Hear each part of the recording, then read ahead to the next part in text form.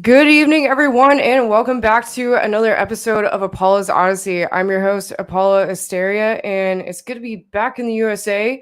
Just finally got back from Thailand and some adventures in New York. And, it's good to be back. Got here just in time for World War III.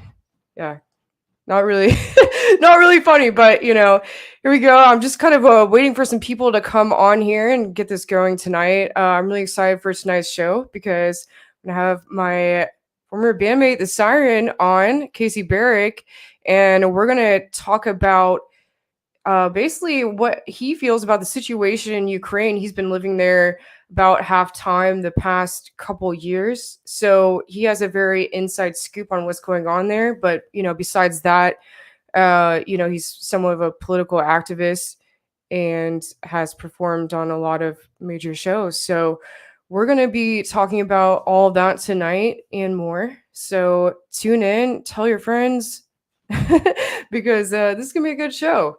Please share. Please let everyone know what's going on here. So it's so basically, I just had this crazy trip in Thailand. I got some ancient aliens footage, so I'll be sharing that soon. But tonight's show, I just want to focus on this topic because this is, so crazy what's going on in the world right now. And I want to remind you all that I'm not doing the two radio shows anymore. I basically Aftermath has rebranded themselves, and with KGRA, I just kind of decided, since I'm traveling so much and I'm doing so much right now, I've decided to just keep my show on here because with everything I'm doing right now, I can't really have a regular show. So please, if you know some people who have been watching me on KGRA or Aftermath, please make sure you let them know. Also, before I begin here, I want to remind you all to please check out my shaman spears because that's what really funds me and keeps me going. My shaman spears are uniquely handcrafted energy channeling devices, which I've invented myself. They're all for the purpose of channeling energy. They're all filled with copper coils, crystals, magnets, and sand I've collected from sacred places around the world down the insides. And I never make any two the same. And they're all autographed by yours truly. So make sure you go check those out on shamanspears.com. Also, in case you missed it, my first live since coming back was not in the studio, but I did a live show at the USA Freedom Trucker Convoy takeoff. And that was pretty amazing. It was really good to be there and see the beginning of that. And let me tell you, once I started, I wanted to keep going with them. I actually had to join the convoy after the show for a while before I could really, turn around and come back to LA. So kind of wanted to keep going. I have some friends convincing me to join them part way. So who knows what will happen there. But without further ado, let me bring on the Siren and let's get cracking with tonight's show. Hey, Kaisi, how's it going? Hey, it's all right. Still alive, so that's always a plus. Yeah, you are alive. I mean, you were just in the Ukraine and you got back right before everything went down. And I've been seeing a lot of people posting so much about what's going on with the situation there. Honestly, I'm getting a little pissed off because I'm seeing people.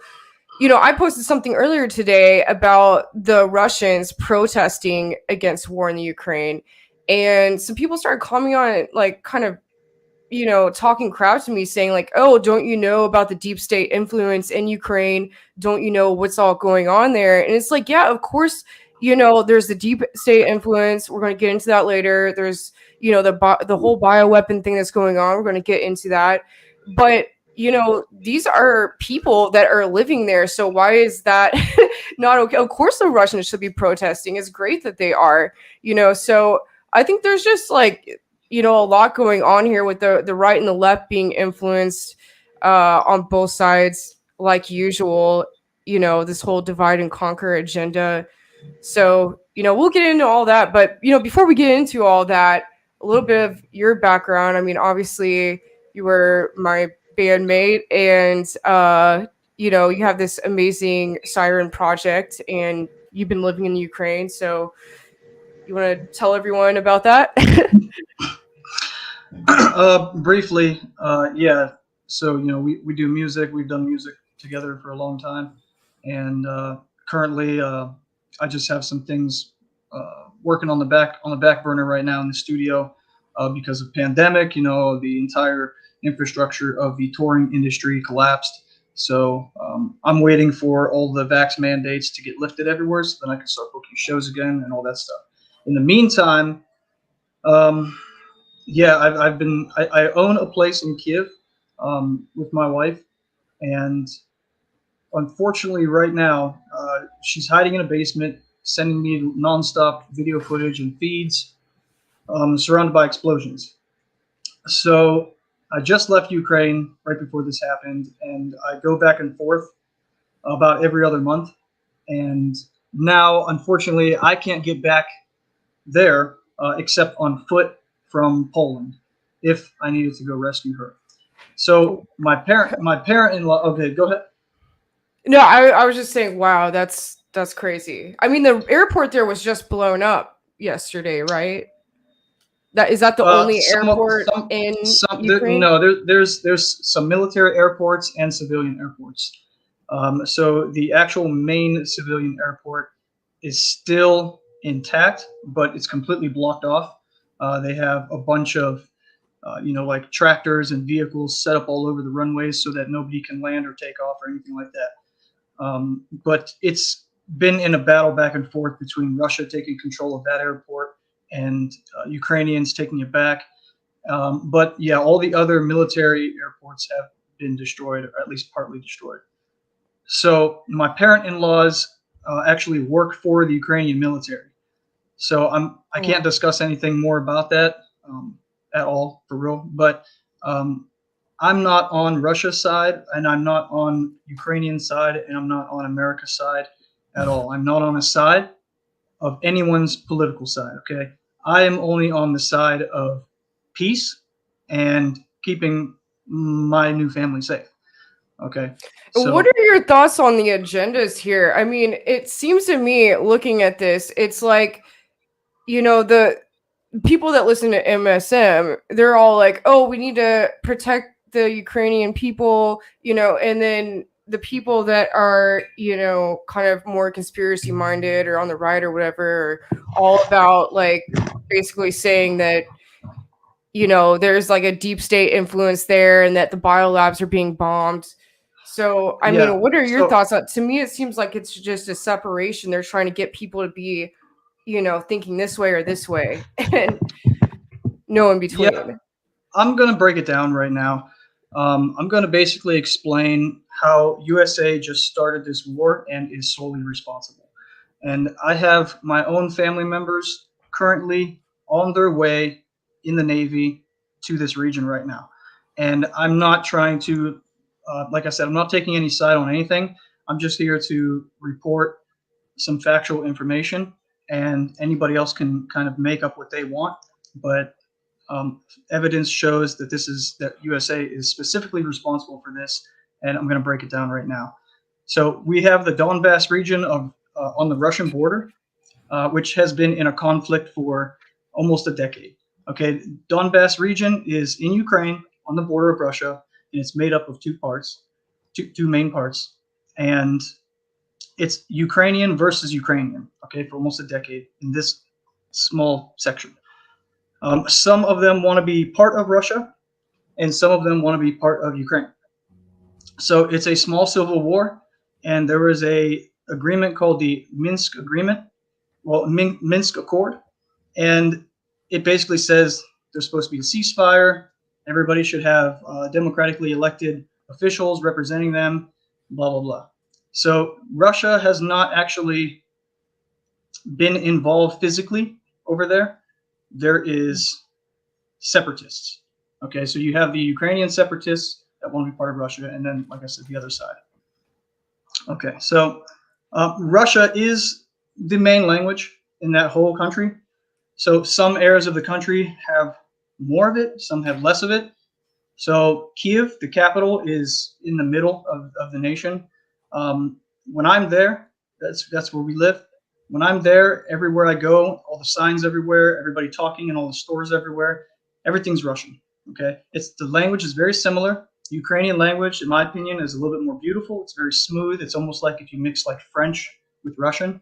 So it's still the same. It's still like the same Cyrillic writing and things like this like Russian, aspect of things. But to me, it's a more pretty language. But it's not used as much. So the western part is where that's more close to Poland and Europe. That is more Ukrainian language, and the eastern is more Russian language, and then the middle is just a mix of everything. Okay. Gotcha. So, now, okay, go on. Yeah, no. I'm going to go into real quick the USSR, all right, because this kind of all starts back from here. So, not many people know. Some people do. It's always looked over a lot, and people forget things when they learn it in school. But USSR was 15 nations, and it dissolved in 1991. So NATO was created specifically to go against Russia, a coalition of forces. Okay, well, not Russia, but USSR. NATO was to go against USSR. Russia was just one of the nations in USSR, just like Ukraine. So there has not been allowed to be deployment of military equipment and weaponry in these non-NATO areas. Like Ukraine is a non-NATO area, and you have like Turkmenistan and Tajikistan and Azerbaijan and these other nations all part that previously were part of USSR, and now they're all their own little nations, okay? But they're not part of NATO. Only a few have joined NATO. All right, so there's a red line. And the red line for Moscow has always been, for their security, has been we are not allowed to have foreign military buildup in these non-NATO nations that border Russia. So that's like an agreement through like with the UN, or like is that an agreement like all the countries have like signed on? Yeah, there's a thing. It's the CIS, which is certain nations that were previously part of the USSR broke away to be their own nations, but they still have the CIS, which is like a Commonwealth independence coalition of nations that work together economically and whatever and all that stuff. They're not part of NATO. They're just their own little independent areas. So Ukraine, in a way, is like the United States of that region, in a way where I'm saying they broke away. They wanted their own independence. They're not part of Europe and the EU or NATO. They're not part of Russia. So they're just kind of their own thing, and they just want to be their own thing.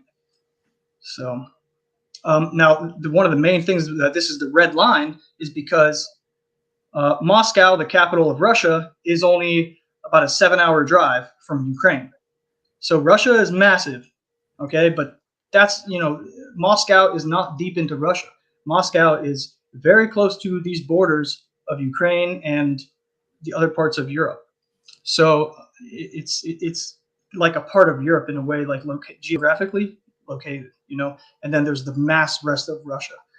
So that was always the red line. Do not build up military presence or foreign weaponry equipment in this region, because then they're just a few minutes with a missile right to Moscow. So I understand. I understand their concern. So go ahead if you want to say something. Well, so you told me previously that that basically the U.S. has been sending in troops and weaponry or tanks for a while now. How long has that been going on? Okay, so basically, as far as the troops, they put the actual soldiers on the perimeter of the areas, like the perimeter nations, Romania and Poland and things like that.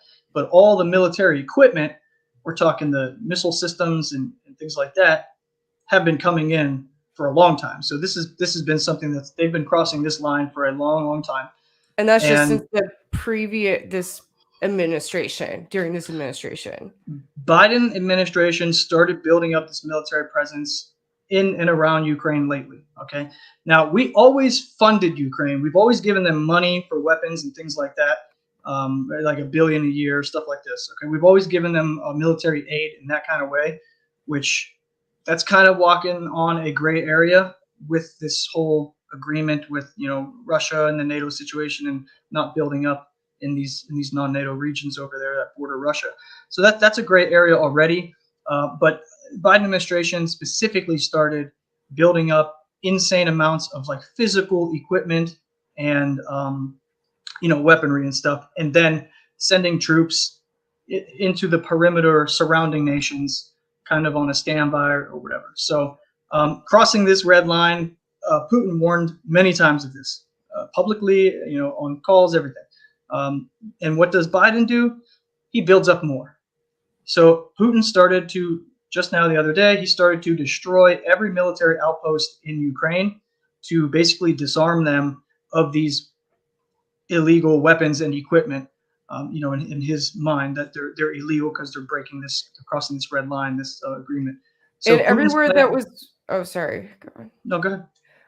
Everywhere that was bombed, was it strictly just those places where the weapons were stockpiled, So or So yeah, Putin's plan is not to attack the civilian infrastructure, only the military infrastructure. But of course, some of these bombs and missiles will miss. They will hit civilian buildings and things like that. And a lot of people live in these military facilities as well and stay there and all that. So there's always going to be these casualties like that. And some individuals in the army, in their military, can be psychos, just looking around to just kill people and not follow orders properly. And that happens in every nation's army. USA would rape and murder innocent villagers in Vietnam, the Middle East kicking in doors and go after people, etc. I mean, every war has these people that do things that they shouldn't be doing, So civilian life is always going to be lost either way, unfortunately. But for now, purposely, Russia is not trying to destroy any civilian infrastructure or things like that. But like I said, it's going to happen either way. I'm seeing missiles, video footage from my girl sending stuff from her phone of explosions going off in the neighborhood and missiles flying overhead and these things. So it's going to happen, unfortunately. Nothing is perfect. So yeah, I mean, it's already hitting residential buildings. Some of these missiles, right? I think I saw yeah, a video absolutely. of that. Yeah, Well, so you have debris. You have debris from each other, the different nations shooting each other down from the sky, and planes are falling and crashing. Just a little bit ago, a destroyed plane fell and crashed right near where my girl is hiding out right now. yeah. Out in like still in Kyiv, but on the outskirts in like a country house. In the basements, like that's just how it is. So you have shrapnel and scraps of things falling into buildings, catching buildings on fire, and then you have some assholes that run around and just try to hurt innocent people as well on both sides. They do this throughout history. So Mm. there's always going to be that kind of damage. So Putin has recently put out two demands, and he said that now who knows who's lying, who's not, right? But he said that he's not trying to take over Ukraine or remove Zelensky, their president, but he will stop the siege immediately if Zelensky agrees that he will be a neutral nation and not put foreign military equipment on his land. That's it. If he agrees to that, then the war ends immediately. Russia goes home, and they feel it's a security threat with the foreign military buildup on their borders. So, that with being that close to Moscow and everything, which I mean that makes sense. Now, Ukraine is its own nation. I guess it can do what it wants, but there's these agreements in place, and technically NATO is not allowed to attack Russia or even help Ukraine legally with international law because, like I said, they're not part of NATO. So instead of honoring these old agreements, Zelensky is asking for more foreign NATO help to come in. So he can end it right now. He just says, okay, America and whoever else, stop putting all your weapons in here. Stop trying to set up little bases and things like that. We're going to be our own independent nation with our own independent army, and that's that. So he can end it right now, but pride takes over a lot of people. They want to fight for their country and this and that. And he doesn't want to be seen as weak or giving in. So now he's like, you know what, this is a fight, and he's asking for more help and more help and more help. And Ukraine, like I said, Ukraine is not part of NATO, so legally USA has no right to get into a military conflict via this international law. Okay. And are there already like U.S. soldiers there right now? I mean, like in Ukraine? They're all around. They're around it right now, but their military equipment and gear is in already, but they're around. However, today, Russia was just expelled from the Council of Europe. So all the banks and electronic payment providers and everything has been frozen and stopped working, period, for Russia. Okay, EU, like I said, they expelled them from this council. They cut them off financially from everything, and it equals over $1 trillion of Russian money currently lost. So with these expulsions from the EU Council, NATO can now, as of today, officially start a war with Russia. So it seems like the West has done every single thing to provoke and push Russia into a war. Something the Democrat Party... I mean, this has been going on for a long time. I mean, the media obviously has been pushing this for That's what I'm saying. This is something the Democrat Party, and I'm not trying to take any party sides. I see what's on TV. I see what's being reported the most over the years. And it's something the Democrat Party has been saying on TV for years that they would do. I mean, Clinton said it on stage numerous times, and all of the minions around them. They would say, oh, we will go to war with Russia. We will fight Russia. We will sanction Russia. We will treat cyber attacks as military attacks. I mean, Trump is a Russian agent, Russian collusion, this and that. So they have been nonstop beating this drum that Russia was some sort of main threat to the United States at the time. So now they're going to have, they could have this big war that they want now. Like I said, NATO can officially go in now as of today. So, I mean, we're not talking about a small army in Africa or the Middle East like we're used to fighting and losing, like what just happened with the Taliban.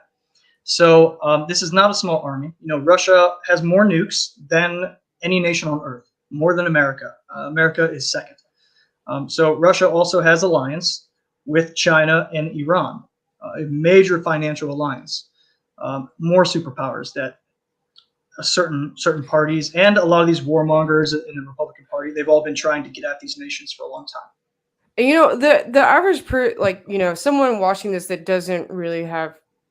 isn't very much in the know would be saying right now, why would they want a war? Like why would they want to have a war?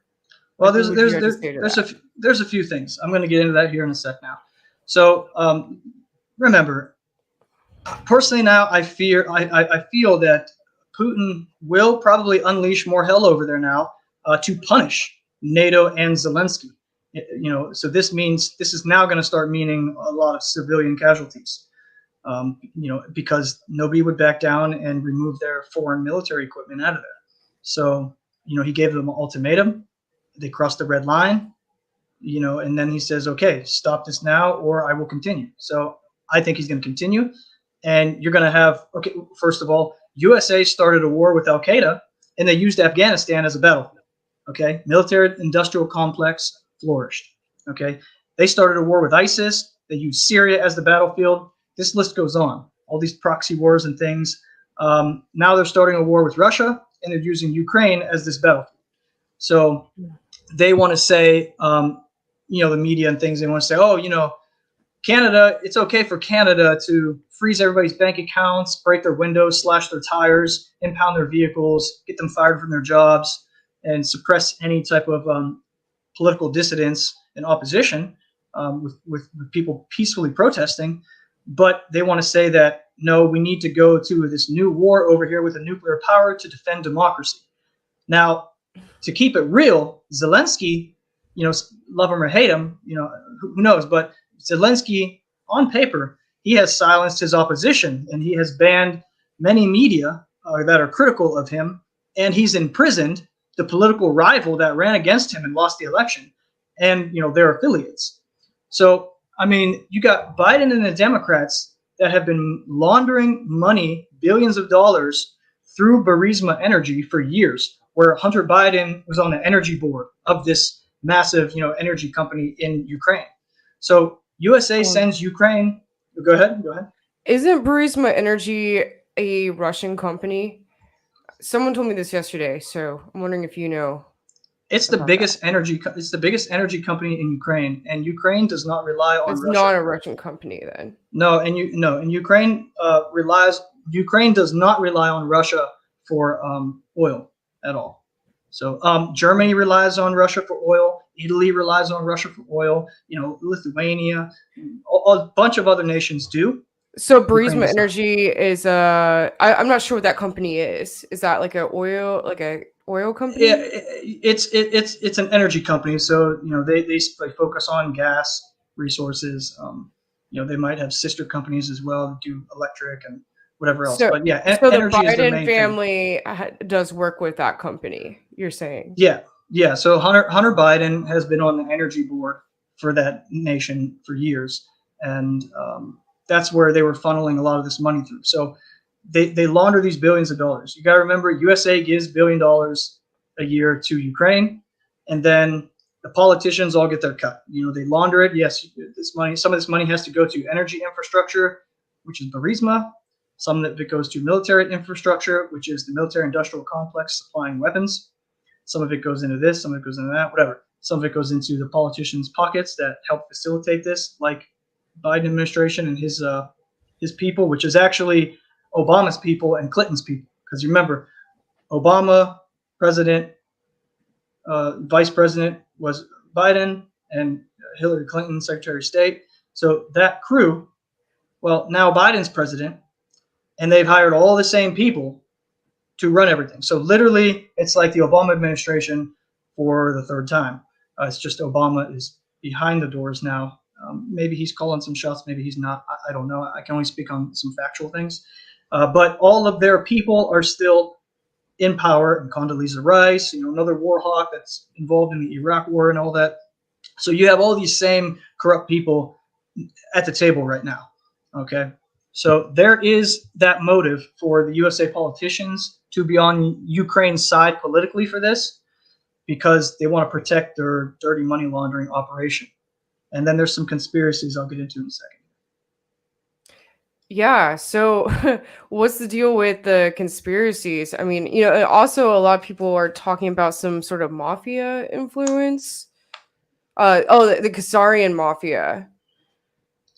Do you know about that? I mean, there's a lot of different mafias out there. You have the Italian mafias. You have this deep state Illuminati mafia. Yeah. I think the deep state mafia has the biggest role to play in this.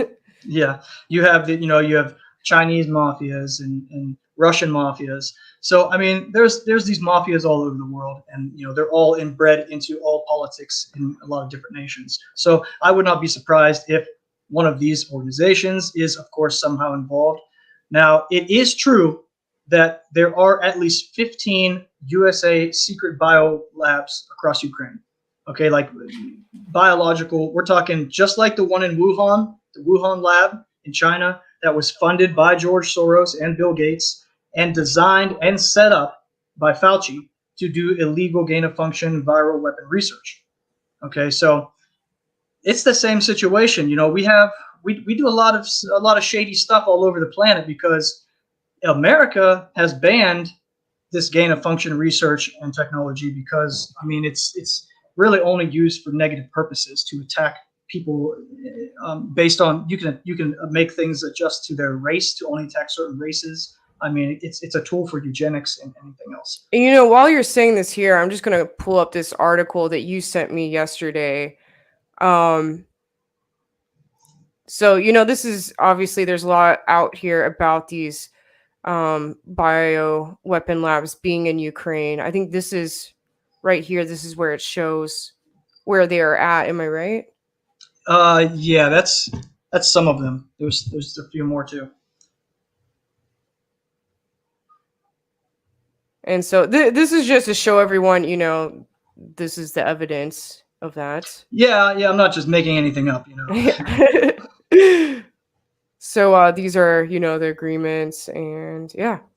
Now it is confirmed. I've been looking at the major strike points that have happened in the very beginning on military installations around Ukraine, and it's confirmed that a lot of them, these same strike locations are exactly where these biolabs were located. So it would make sense that Russia would destroy military areas and viral military areas as well. Bioweapons military areas as well. So there could be, this is where kind of people say, oh, it might be a conspiracy, because some people say, all right, well, Putin is preventing Bill Gates from releasing another virus. Who knows? Some say Putin is attacking the deep state's money laundering operation, like that I was describing before. Some say that Putin is fighting against the satanic network and trying to free Ukraine from their financial and military hold that is over them, from this deep state, whatever. Who knows, really? Do you Those think are all that may be the case? I'm not sure. These are all speculations, and there is evidence of all this, though. Like I just showed you, there's the Burisma Energy thing with Hunter Biden and the money laundering going on there. There's these bioweapons labs that U.S. funds and does illegal research in.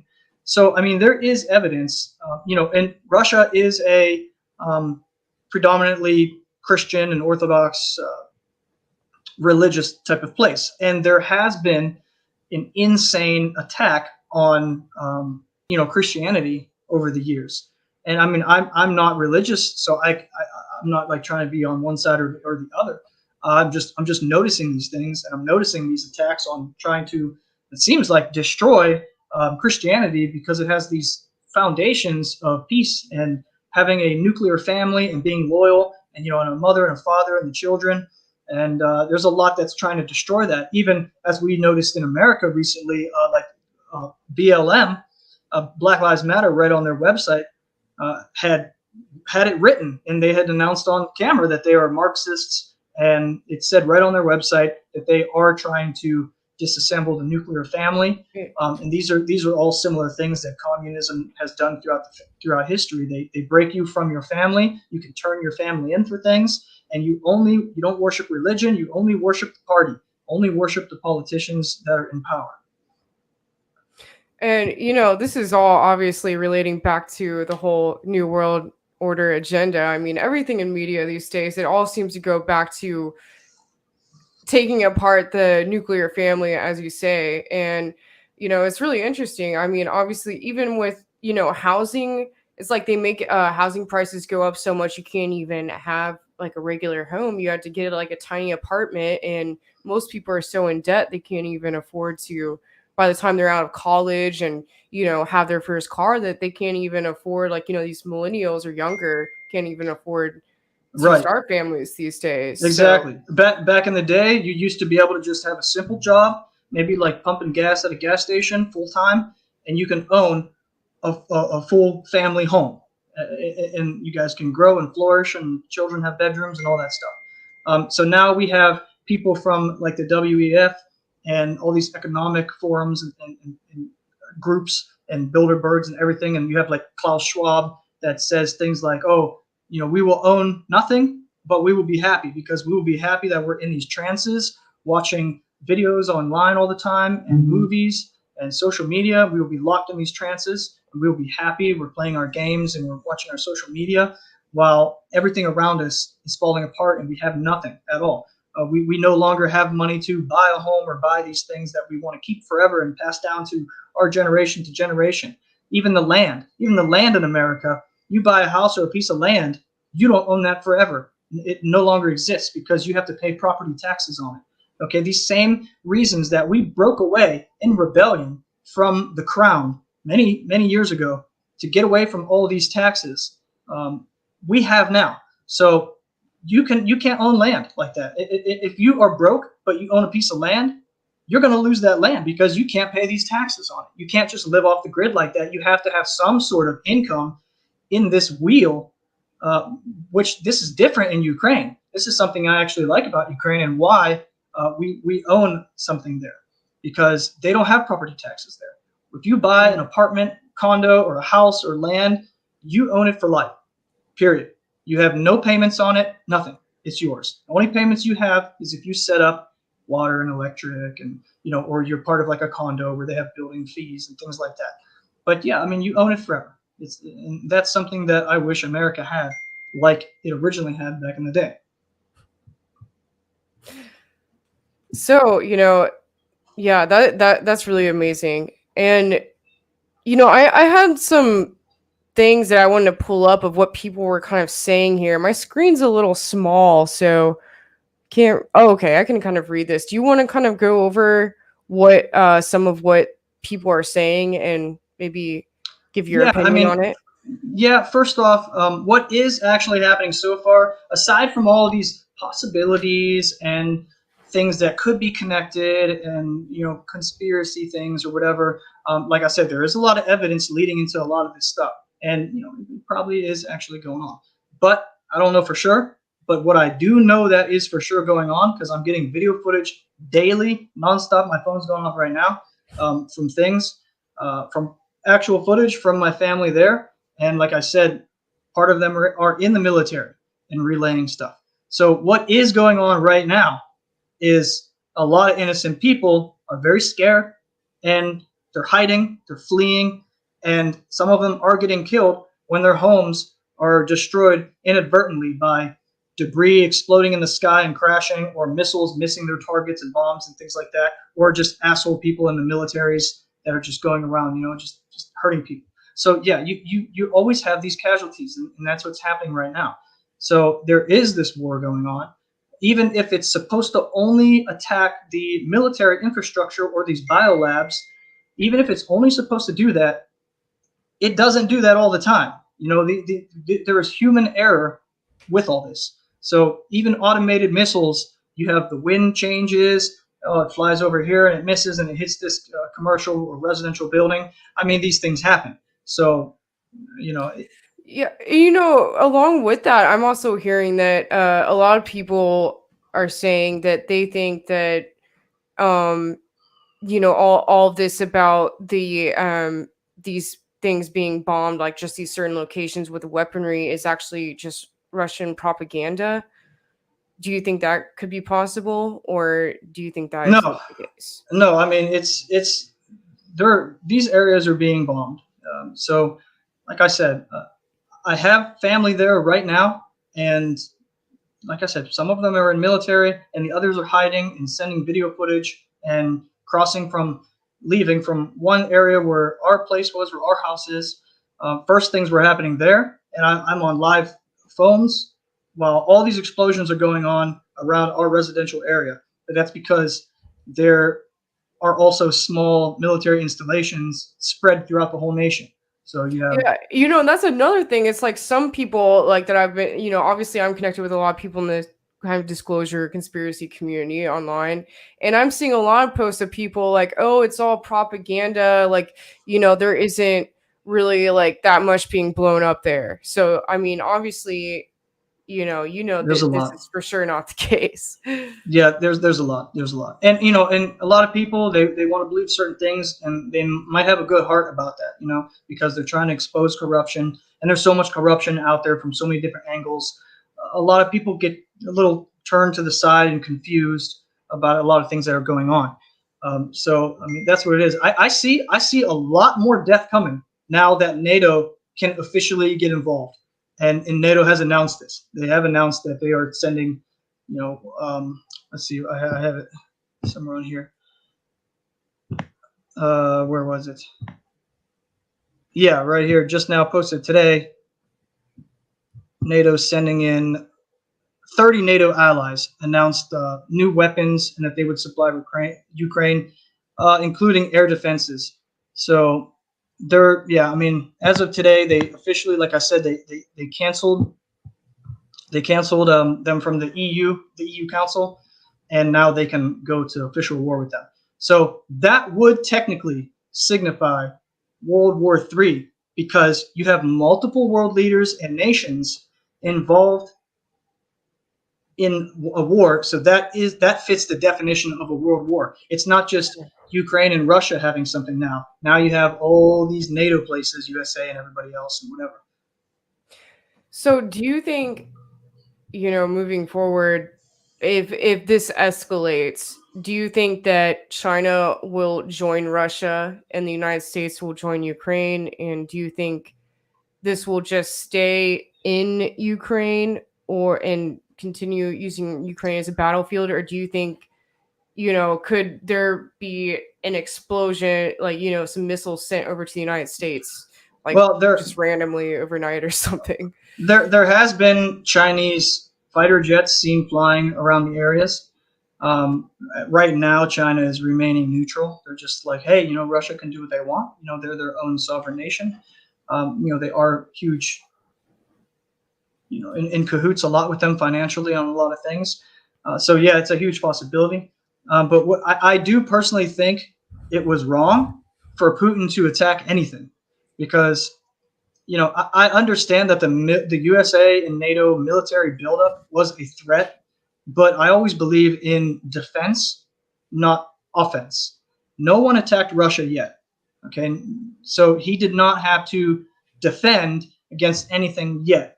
Yes, there's a threat because of these missile installations and all this stuff, but yet nobody attacked anybody.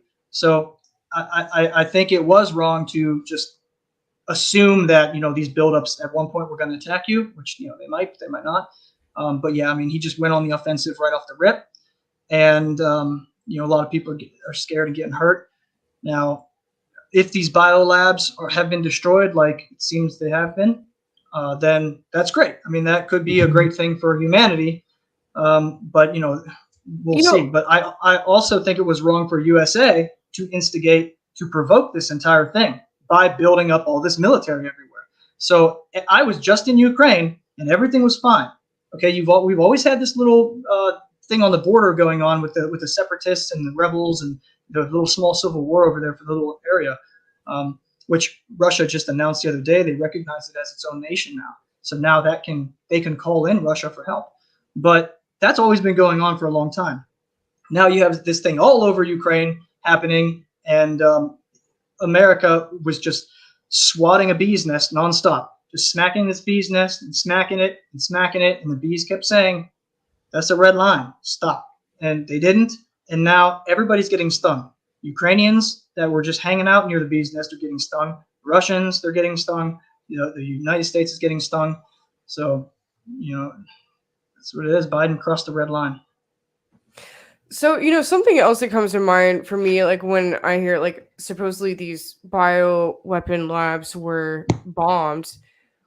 I mean, the first thing that I think is, like, if there's bioweapons in these labs, wouldn't that mean that they would be released into the air if they were bombed?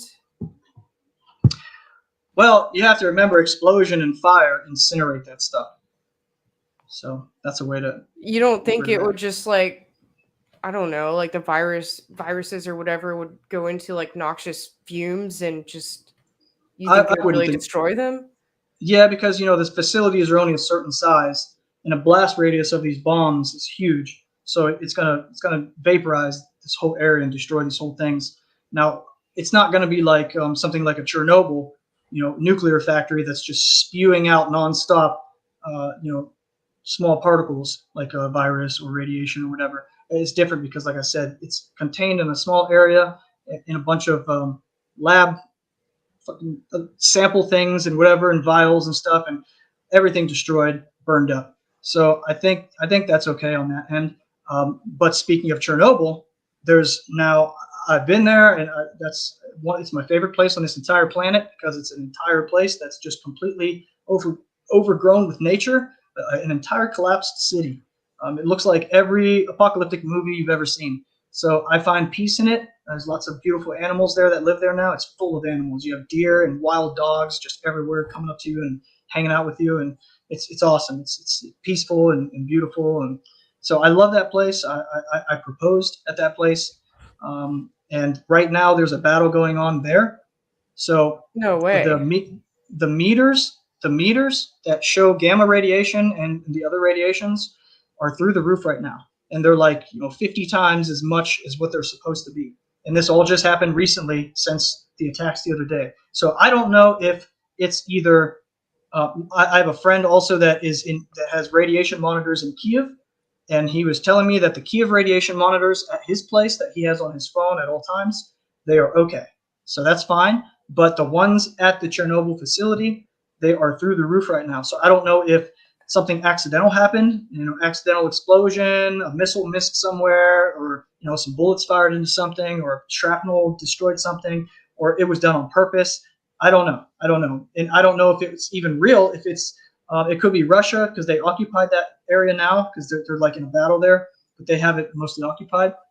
I don't know if it's Russia that's just manipulating these monitors over there, trying to create panic, and just mess with everybody's minds or whatever. So who knows really what's going on there? But these radiation readings are through the roof at Chernobyl. So that's another thing to worry about. I just got right now. Sorry, I just got a text right now coming in. Where my girl is at hiding, she said the sky is completely red orange because of all the explosions and everything's on fire in the background. So and they're just they're just at their country house. I've went there. I've cooked food there and had picnics there and stuff. Like the forests are on fire, or no, they just see the glow. Everything is orange and red in the sky from particles of debris, of smoke and everything. And when the light comes through, it makes everything orange. Same thing happens in California when we have these wildfires. So everything is orange. That means that forests and buildings, things like that, are all on fire in the distance, because an explosion from a missile attack is a bright explosion and then it's dark again. Okay, but when things are actually on fire, burning, it creates this glow that lasts a while. So she said everywhere around her is orange and red and glowing on fire. And she's located right now in between like the big main airport and the main Kyiv downtown capital. So she's in between that. So she's surrounded because there's war going on at that airport, and now there's war. They just breached into the capital today, and now there's war going on at the capital. what do you mean by saying like there's war going on? Are there people on the ground fighting in those areas? Yeah, everywhere. Like Russians and Ukrainians? Or yes, there's Russian and Ukrainian. Right, yeah. There's tanks everywhere. There's blown up tanks on the sides of the road everywhere. There's operating tanks moving and going to new locations. I didn't realize that was happening yet. So are they fighting like the citizens there? Like what's going on? Okay, so yesterday the citizens, there's a few like checkpoint depot areas throughout the towns in different regions, and the Ukrainian government is just handing out tens of thousands of rifles and automatic rifles and things like this to all the citizens that are able-bodied and able to fight for the country. They have crates of them, big giant wooden crates in these trucks, and they're just handing them out, and there's just lines of people just grabbing the guns and going, grabbing the guns and going, grabbing the guns and going. And then they're off to defend their home territory or their homeland. So that is happening right now everywhere. And Russia earlier was on its way to Ukraine. Now they're to Kyiv, the capital. Now they're in the capital, but they were on their way before, and Ukrainians actually blew up all of their own bridges. These same bridges that I drive across to go from point A to point B, they started blowing them all up to prevent and slow down all these tanks and surface-to-air missile, on convoys and all this stuff. So Russia is in there really heavy with attack choppers, the fighter jets, and Ukraine has also had, unfortunately, day one, most of all their air force and vehicles got destroyed because Putin destroyed all the military installations immediately. So they're limited on what they have, but they are also flying around. So there are these fights going on in the sky. Just earlier, actually, Ukrainians shot down one of their own planes by accident, but a lot of Russian planes have been destroyed as well and things. So as of right now, well, this was a few hours ago. Last time I had checked up on it, 80 Russian tanks have been destroyed. 516 weaponry vehicles, like surface-to-air missile vehicles, things like that, have been destroyed. So 80 tanks, 516 missile vehicles, 10 fighter jets, 7 choppers, and almost 3,000 ground infantry have been killed on the Russian side. Wow. And are there a lot of casualties on the Ukrainian side? No, not yet. Not yet. Well, yesterday there was only like 200 to 300 casualties. That was a mix of military and some civilians. Now it's been a whole nother day of fighting. I don't have the numbers for that today yet, but there's been way more Russian casualties. Okay, so I don't know if that's just because Russia is coming in with more people, more consolidated groups of people, so more can die off. If you shoot a rocket at a group of people, you'll kill the whole group. You know what I mean? And Ukraine has a smaller military, so maybe they're more spread out. I don't know the logistics. So it's just like the soldiers are battling just in these certain areas, like from both sides. It's like only the soldiers, or are just like all civilians kind of getting involved. Well, like I said, normally owning a gun is almost banned in Ukraine. It's extremely hard to own a weapon. You have to be like police, military, or whatever, things like that. But now the other day, getting guns to every citizen, the right to have guns, it just passed the first part of their government, and then it has to go through a second part of getting passed, and then everybody can own guns. But unfortunately, the war just broke out and didn't even make it to that part. So like I said, right now they're handing out guns. They're handing out guns to everybody. They couldn't even own guns before this. Right. It was kind of one of the main things I was debating on. Do I want to live in Ukraine or, United States? And one of the things that I like is the fact that I can own guns in my home and feel extremely safe and protect my family from anything, from an invasion like we see what's happening here, or just from, robbers and stuff like that. But another thing is with Ukraine, you're not even allowed to kill someone if they're in your house, raping your wife and killing your family. You're not allowed to kill them. You will also get the murder charge. So that's something that is nice about America is, if someone's in your house doing harm to you, you have that right to self-defense to kill them, and you would not get in trouble for that. But yeah, Ukraine is different. So these are all reasons why I love it there personally. I love the culture, and I'm part Ukrainian bloodline myself, so I feel at home there. But there's some of those politics things that I don't like. I like to be able to keep my people safe and feel protected in my home, no matter what would ever happen. And I like a nation that can rise up and become its own standing army if anything happens. So yeah, they're trying to arm as many civilians as possible right now. The people that already fled got out, and most of them went to Poland. There was queues of lines of cars. People were waiting for 2 days in these lines of cars, and they made it out. And everybody else that has stayed, they're all in hiding. And there's the metro, the subway is filled with people, because it also acts as a bunker, like a bomb shelter. So all the subways and metros are completely filled to the brim with just people just sleeping on the concrete and just being in there while this is all going on. So it actually is. Right now, it is a full invasion. Now, if it's going to be a permanent invasion, we don't know. But like I said, one side, like Putin, he says he's not trying to take over permanently or remove the president. He just wants to disarm the entire nation of all these weapon systems and all this stuff, and then he will go back. He wants that agreement. He wants them to agree not to have foreign weaponry there. But we seem to be going in the opposite direction now. NATO is officially starting war with them. Like I said, I have family members that are on boats right now on their way over to that region.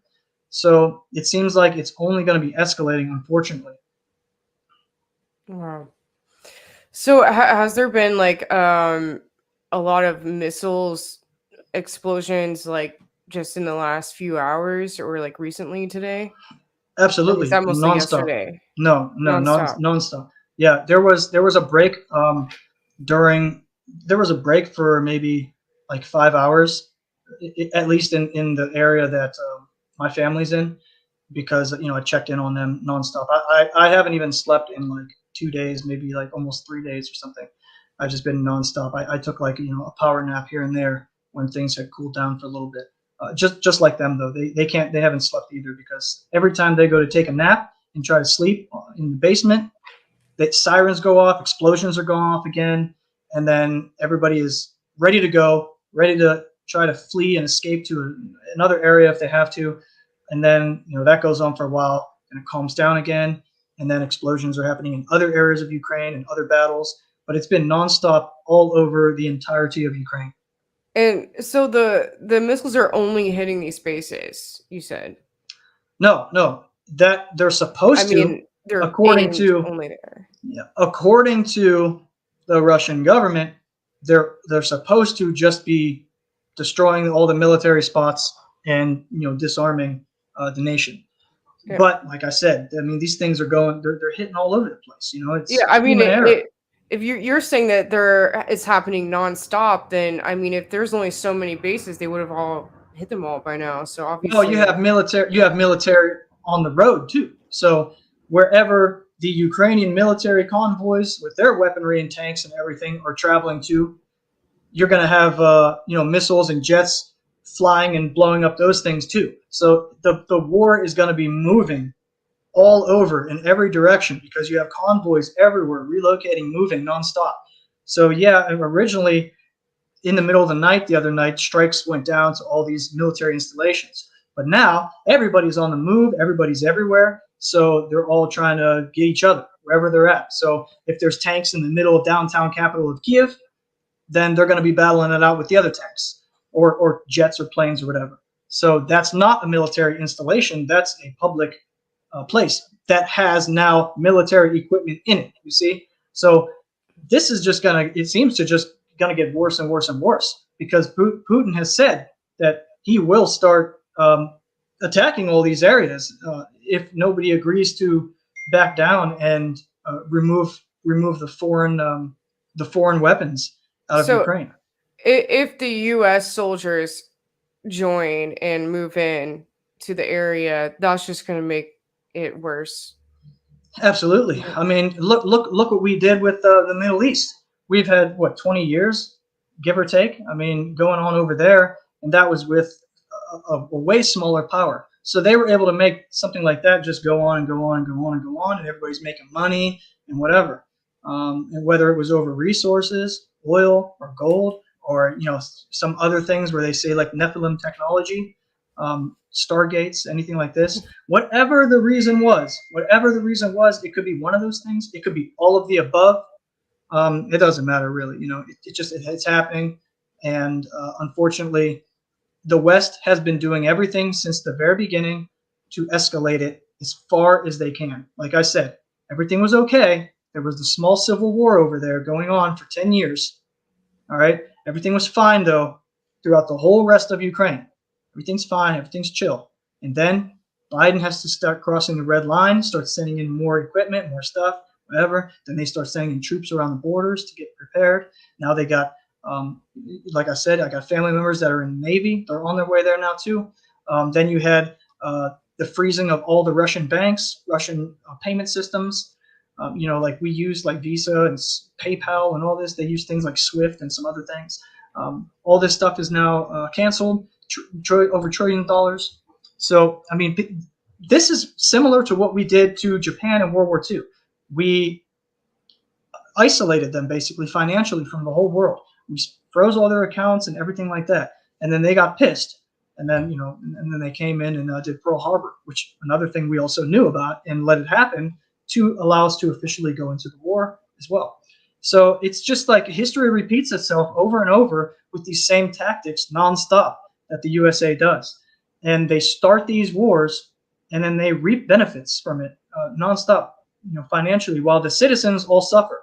Us in America, we suffer because of family or friends over there, because of the trade system. The Russians suffer because they're losing their lives over there. They're getting sanctioned, or they're having their bank accounts and things messed up. The Ukrainians are suffering the most because they're caught in the middle of this USA Russia. Just to be frank, it's like a big dick contest, you know. And I feel that's what it's really coming down to now, because Biden talked all his trash, and then Putin talked his trash, and then Putin actually acted on it. And now I feel like Biden, after his big failure in Afghanistan and all these scandals surrounding him and all his people and things, I feel like he's going to want to try to appear to be the big strong man now and be like, oh, we're not going to take that, Russia. We'll get you. And I mean, this is the biggest nuclear superpower in the world you're messing with a guy that already has some balls, or he's just clearly insane, talking about Putin. So I mean, he either is part of something trying to take down the deep state cabal and these bioweapon labs and all that, or I mean, he's literally just ex-head of KGB, and he's just trying to destroy and troll America. I mean, we don't really know. And that's what I'm trying to figure out. I think a lot of people are trying to figure out. It's hard to say which way it is with him. Yeah, we're not going to know. And it's looking like to me like if the U.S. gets involved, that means that probably would mean that China would end up getting involved with Russia, and so that's a bad move. Yeah, absolutely. Yeah. So, I have some different things people were saying, and I kind of wanted to go over them. I mean, I guess we kind of answered a lot of this already, but like, okay, I just seen so many comments. Like, okay, so this guy says there is no war in Ukraine. Instead of giving respect, Russia is removing the deep state's military infrastructure, air defense facilities, military airports, and Ukrainian Air Force have been made unoperative with high precision weapons. Putin calls this a social military operation and not a war, not an attack on civilians. According to the Russian Ministry of Defense, nothing threatens the Ukrainian citizens since high precision weapons make only AFU military infrastructure, air defense facilities, military airports, and aircrafts in failure. Only the deep state military equipment is neutralized. Putin will liberate Ukraine. Ukraine was the headquarters of the deep state. And there may be some truth to some things like that, like as we have touched on a little bit with the corrupt Burisma Energy and the Democrats and the deep state there with their money laundering, and now the bioweapons labs and things like that. So there could be some credible things to that. But to say there is no war, I mean, technically, we have a war right now between, my family and her people and Russia. So that's a war right now. Like I said, there's tanks everywhere. There's planes everywhere. There's bombings, missiles. There's infantry. They're capturing soldiers on both sides. I've got video footage of Ukrainian soldiers captured, Russian soldiers captured. So there is a war. Now, what that war is really about is always going to be the question. So we can only piece together the small pieces of evidence we have, like seeing how these bioweapons lab areas were targeted first and destroyed, because they are considered by Putin.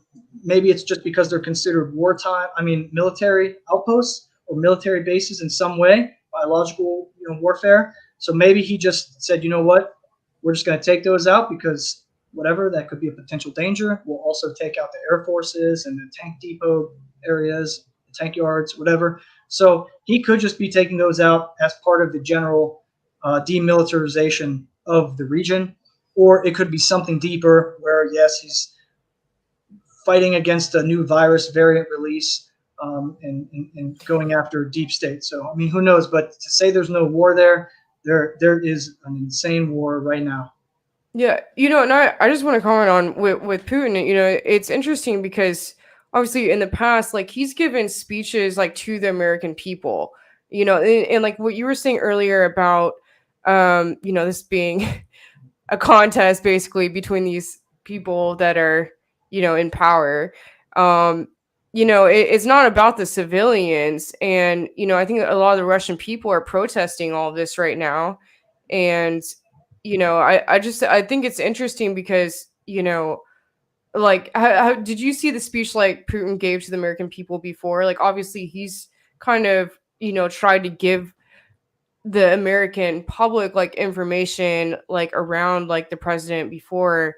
And I mean, I don't know, maybe that's a propaganda campaign or something, but I mean, we Putin has said in the past that he is in his own. This is before he messed with Ukraine. I'm saying just in general, he has said publicly that he is aware of a deep state or this Illuminati or these satanic forces, and he is against all that. He has said that before, so that is something good that has come out of him. He has tried to reach an agreement for USA to disclose all of their UFO information, and him and his people in government have called upon that many times.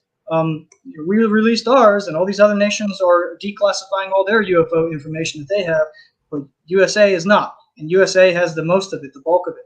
So, I mean, there has been things that he has called for that I have agreed with, of course, but like any situation, I mean, I can't agree with everything. Like I said, I mean, I have people right now, crying and hiding, and everything's getting blown up around them in their relaxed residential country area because it's close to some sort of military installation. And these military installations are static, and there's also ones that are mobile. So, like I said, where the mobile military installations go, so will the strikes. okay. Wow. So, there's some other comments here. Let me see what else I had. I mean, I would hope in my deepest heart, I would hope that the civilian casualty will be very minimal, just based off of accidental, stuff going on, and that Putin is actually trying to liberate, this nation from the deep state's clutches. Because Zelensky, when he first got into power, he was purposely trying to expose the Burisma energy stuff, and he had some talks with Trump about, Zelensky was the one who brought up that stuff to Trump about the corruptions within American politics and Burisma. So Zelensky originally had this Really? plan to, yeah. So he originally had this plan to go after this corruption and try to dismantle it. But there's too much of it. He couldn't do anything about it. It's too deep. It's just everyone around him, all the giant lobbyists and energy companies and things, and it's so big and so massive and so deep that he just didn't have the power to really change anything, do anything. So who knows? I mean, the guy could be great. He could be not. I can only comment on what I've seen based off their history, based off of Zelensky's history, based off of Putin's history. But like I said, I still believe it was irresponsible and just not a good thing to attack at all, unless you are being attacked. That's it. Period. And I don't think America should have bases anywhere in the world at all. Shut them all down tomorrow. Call everybody back. Let every nation be their own nation. They have their own problems. They will rise. They will fall. They will have their own civil wars. They will have coups. Every nation goes through many issues throughout human history. Okay, we can't stop these issues from ever happening. So let every nation build themselves. They will go through their own troubles and turmoil. They will go through their own collapses and rebuilding. That's not our business. We are not the world police. So we need our military. We need all of our people, all of our bases shut down. It's not our right to have them in all their other nations. How would we feel if all these other countries were setting up all these other military bases around our nation? I mean, it's just not right. Let And, every nation have its sovereignty. and I've known you for a long time, and you've been saying this for a long time. So just clarifying that for everyone out there. Yeah, I mean, you have international waters, okay? All the superpowers of the world have a navy. So we don't need these bases all over the place because international waters, we have a navy. Our navy ships are filled with jets. They're filled with nuclear missiles. I mean, we still have an advantage because we have these ships all over the planet, as other nations do too. Russian submarines are often spotted off the coast of America, just doing their routine roundly trips and whatever. They don't come into. They stay in international waters, but they make their appearances. Everybody's traveling around. They're doing their things with their ships. It's international waters. You're allowed to go where you got to go, and that's it. So we still have a military advantage because we have all these outposts on the water around every nation, every continent, anyways. So there is no reason we need to be physically on the ground, all these bases and all these other nations. We need to not work on the Ukrainian borders and all these other nations in Africa, the Middle East, and wherever. We need to bring our military to our own borders to secure that first. We need to, really get down to getting a grasp on this human trafficking issue, on the drug cartels and the fentanyl issue. So, and then we have already over 2 million illegal immigrants that have come in just since Biden got into office. So all this stuff can be vetted properly. It can be monitored properly. If we put our military power everywhere else in the world on our own doorstep to protect our own nation, then we would be a lot more successful. We would have a lot safer of a nation inside as well. So,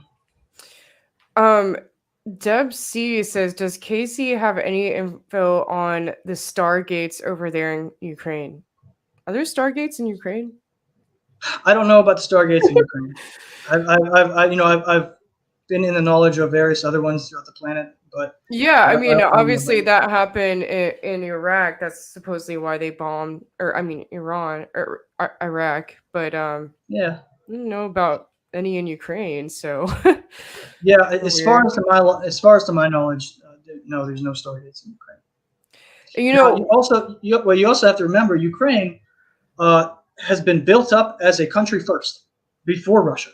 So Ukraine is kind of like the motherland of that whole region. Oh, so, really? I didn't know that. I thought it was part of Russia and it was split off or something.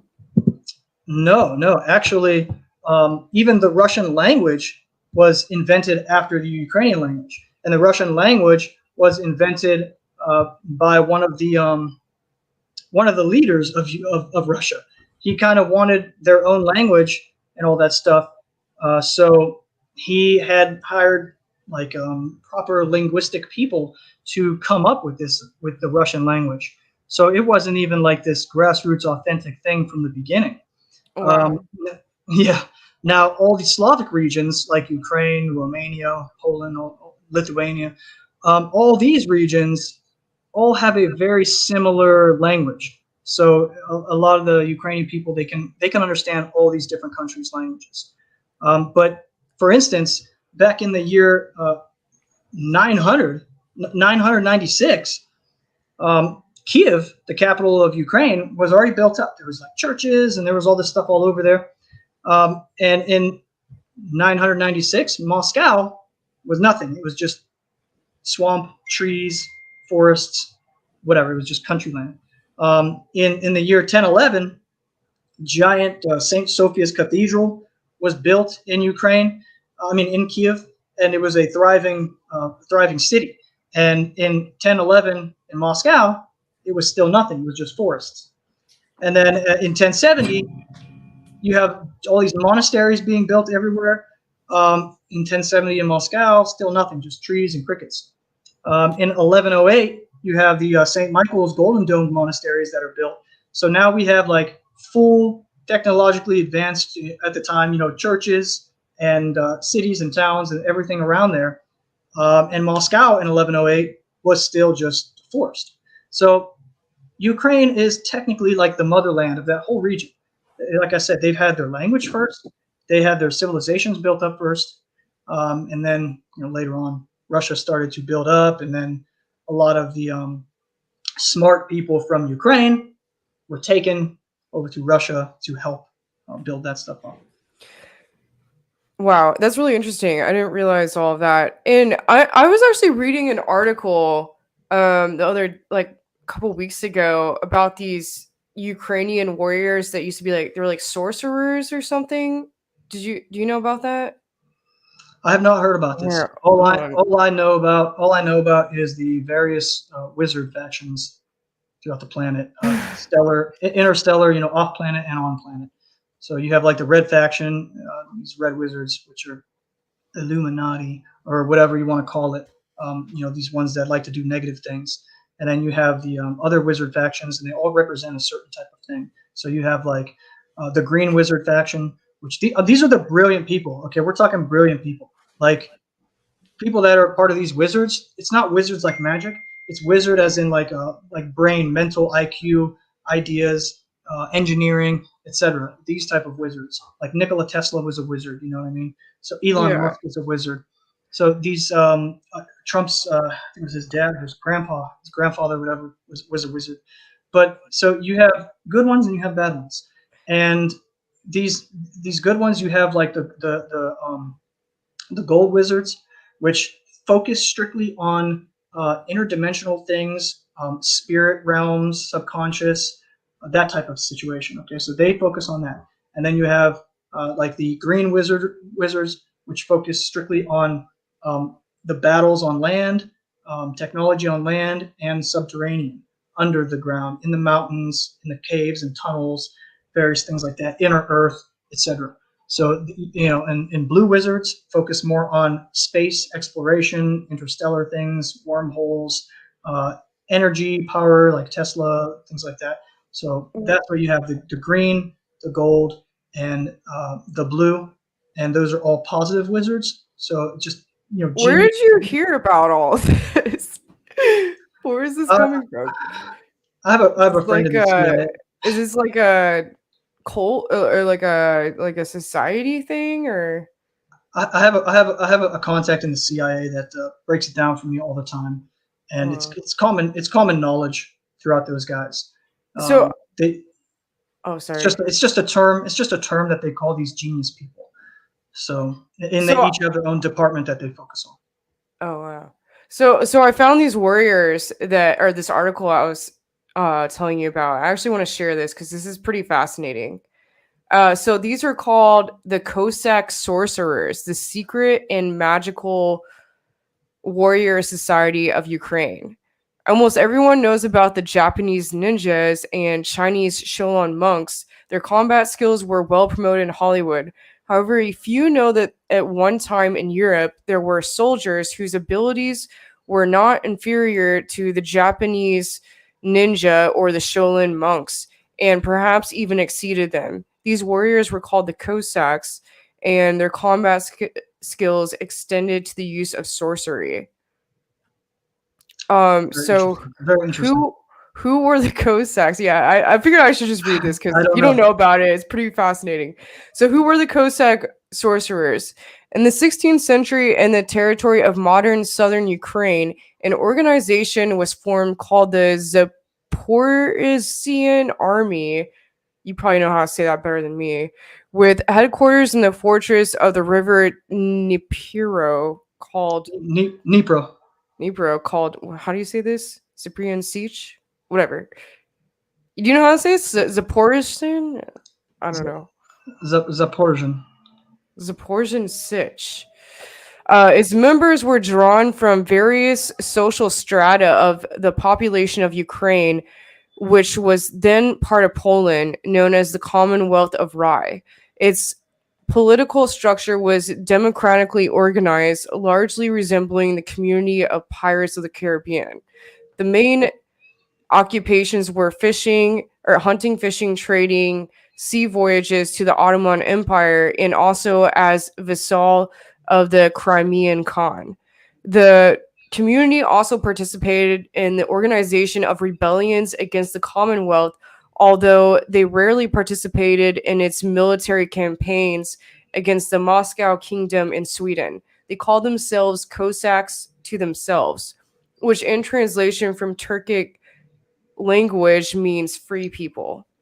Among these Cossacks who lived with the territory of Zaporizhian Sich, there were said to be some with magical abilities who were called the Cossack sorcerers. According to folklore, these were true war mages of which legends were born. However, unlike the modern fantasy warriors, they did not throw lightning bolts and issue fire from their staffs. Their weapons and abilities were somewhat different. So their special ability, according to the people's imagination, the Cossacks were able to find and hide treasures, to heal wounds with spells, and to evade and chase and catch bullets. They could withstand hot rods, change the weather, and open castle doors with their bare hands. They were able to float on the floor in boats as if on sea, to cross the rivers on rugs, which kind of sounds like a flying carpet, and instantly transport themselves from one side of the step to the other. They knew psychotherapy, understood herbalism, and also possessed the art of hypnosis. There were also claims about the superhuman training the Cossacks endured, and much more. So yeah, there's a lot more on Very that, but interesting. that's pretty fascinating, right? Yeah, for sure, for sure. Maybe there's still some factions there that can, I don't know, their skills can become reawakened or something. There might be. There might be. You know, and like I said, I mean, I hope there's more to it than meets the eye, and that Putin is playing some sort of five-dimensional chess, and he's trying to do something good. In the meantime, in the meantime, you know, unfortunately, there's a lot of chaos. There's a lot of destruction. There's a lot of scared people. There's a lot of people getting hurt and dying. That's going to come with any war, of course. Any type of thing is going to have these casualties. So I mean, we'll see what happens. I don't believe like mainstream media is saying things like, yeah. Let me see here. I got a special one. Let me find this special one. Special one.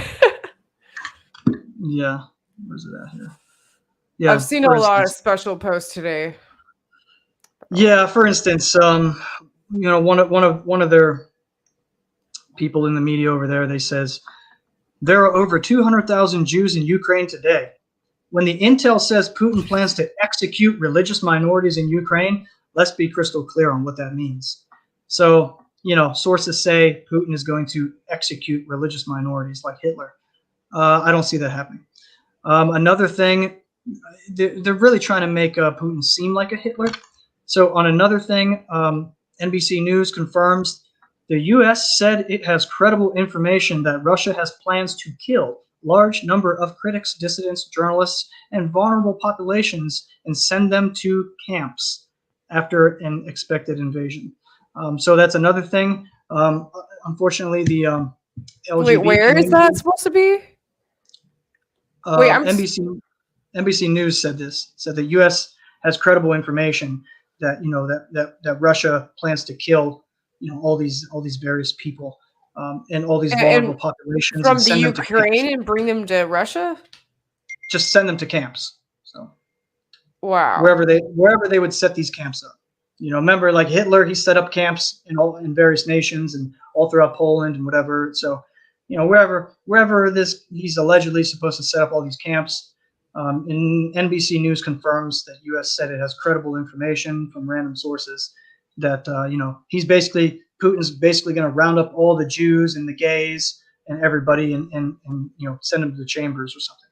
So I don't believe in any of that at all. But I do believe, you know, clearly there is something he's doing over there, destroying all the military over there. So we'll wait to see exactly what happens. But I mean, the moment that Putin starts just deliberately destroying on purpose, nonstop, entire villages and towns, I mean, then we have just a straight psycho that's behind the wheel. But Yeah. in the meantime, you're going to have accidents. You're going to have buildings catching on fire and accidental explosions of things because, like I said, there's mobile military convoys all over the place going from point A to point B. So they're trying to disarm all these things, and they're also driving down people's streets. You know, Ukrainian tanks are driving down people's streets, and then they get hit with a missile from the sky. And yeah, it's going to blow up some buildings and houses in that area too. So, I mean, they have the technology. Russia has the technology to send one missile over there and take out the entire country. So, I mean, if they really want to complete destruction, they can do that fairly easy within, you know, a couple minutes. So I don't see that happening because we have all these things. Everybody knows this. Putin knows this. America knows this. As soon as one nation fires off nukes, we have automatic triggers, and then our nukes start getting fired off in retaliation, and then everything nukes itself at the same time, and that's it. I mean, it would be over in minutes. So I don't know, if somebody's crazy enough to go that kind of route or not, because it's not good for anybody. But in the meantime, like I said, they are still doing these ground invasions, air invasions, destroying all the military stuff, whether it's a static location or it's a mobile convoy of military equipment. They're just trying to destroy it all. So, who knows really what's going on with all that? I can only But report on what I see. I feel that something else is going on with all this is this right here. On 222222 will be a once in a 248-year event. Pluto is going to conjunct return to the United States. The last time this happened was on July 4th, 1776, the exact founding day of America. Astrologically, Pluto brings destruction and rebirth. Rome fell when Pluto returned. Yeah, I mean, is that some sort of magic in the universe, or is it just some coincidence? You know what I mean? It's all very interesting. Well, I was talking to someone about this yesterday, and obviously, a lot of these people in power, a lot of these world leaders, and people that are part of elitists that are part of these societies, whether astrology, is real or not, they plan everything according to astrology. It's just Yeah, something that they've always done. So well, it it's makes a sense to lot of me people that believe they it. would do this on this date. They would set this whole invasion up, because it goes with the Well, astrology. technically, I think it was the 23rd that it happened, but close enough. I We'll, think we'll it calendar. was the 22nd, or like still late night of the 22nd, like our American time, wasn't it? I don't know, I'm It so could confused on the it could have days. been it could have been American time, because um, they go at they are like 10 to 12 hours ahead of us, so they're actually in the future. Yeah, But yeah, I mean, it's always interesting, with certain dates and things like that. Regardless. yeah. Well, do you think there's anything that we haven't covered that is important to cover with all of this? I know a lot of people in the comments here are raving about tonight's show and really appreciate you giving us honest information about what's going on there. So, Yeah, we just can't take a side on anything until you know everything. Unfortunately, people like to rush to a decision right off the bat. As soon as you see some breaking news on some website, you're like, okay, that's what I think now. That's what I believe now, because you just saw that. So I have more stake in the game than probably your people here, chatting and talking and viewing, because like I said, I have family over there right now. I have a place that I own right now. I have um, my girl right now hiding, cowering in a basement somewhere, with limited amount of food and water. So I have a huge stake in this, and I'm trying to get to the truth of everything, just to have actionable intelligence. Because if the more the more power you have. So if I have to be worried about America doing anything crazy, or America causing false flags over there, which that's another thing that happened, that kind of kickstarted this. For some reason, America kept saying Russia's going to cause a false flag and Russia's going to attack its own thing in order to invade. I mean, honestly, Russia could invade anytime they want, because they've been there on the border for since the fall of USSR. But what did we have? We had drones flying around Ukraine nonstop all the time. They do this all the time. My military insiders in Ukraine verify they always have United States drones in the area. And these drones can be just for surveillance. These drones can be equipped like a predator drone and attack drones, with bombs and missiles and things. So these drones are always around. And I was watching these drones flying around the area that ended up getting hit that early in that morning. Some truck was exploded. They said it was like a car bomb of some Russian military truck. And I just so happened to see that there was drones around, American drones in the area at the time. And there's video footage I have from someone on the ground that actually saw one of these drones flying low, leaving the area. So who knows if it was just getting a look at what was happening at this explosion, or if it was the one that caused this explosion. But either way, as soon as that happened, things escalated. So we can't take Yeah. sides. We can't take sides on something we don't have all the full information on. I can't get into Putin's mind. I'm not sitting there talking with him, and he's not just keeping it real with me over a beer, telling me what his real plan is. Same with Biden and his handlers. I'm not sitting there talking to them. I don't know their plan. I do have some people's plans on the ground, like my family member that's on a boat on his way over there right now, and then I have plans from other people within Ukraine that are just trying to defend their territory and their homeland. So these are the things we know. And we know that for sure there is massive explosions, missiles, bombs, planes falling out the sky, tanks blowing up. That is all happening every second right now, all over Ukraine. Yeah, wow. And it's so great that you're able to give I didn't know over half of this information. So, but I mean, I don't watch the mainstream media. I've just been watching the conspiracy stuff mostly, I guess. So it's definitely good to hear all of this. In X1's comment here, he says, OMG, people, World War III has been going on, folks. Time to wake up ever since COVID started. Yeah, basically, bioweapon attack on the whole planet. So, yeah, I mean, we would think, we were talking about it.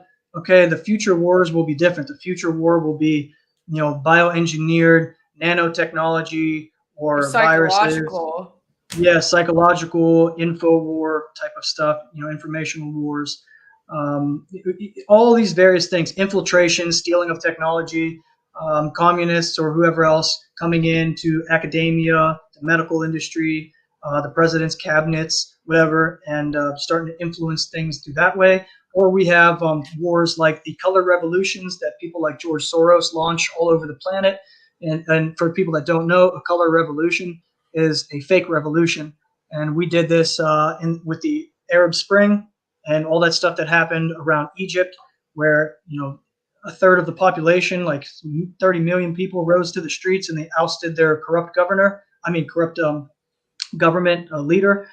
And the CIA triggered this and then installed an even more corrupt CIA puppet. So, and then we've had friends in Egypt that have verified that yes, things are bad. This person that they installed is even worse. But it is what it is. So these color revolutions happen all over. And what they do is they divide the nations from within first. They put all the people against each other. They will put this religion against that religion. They will put gays against straights. They will put men against women. They will put everybody. They will put the right versus the left. They will divide everybody as much as they can through nonstop information propaganda warfare.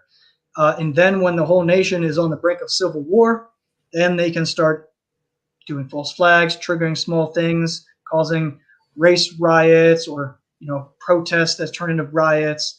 I mean, they can literally do anything when a society becomes that fragile because it's attacking itself at that point because everybody's so confused. Everybody has so much disinformation, and then they start to believe certain things, and then they have to double down on their beliefs because it becomes their entire identity.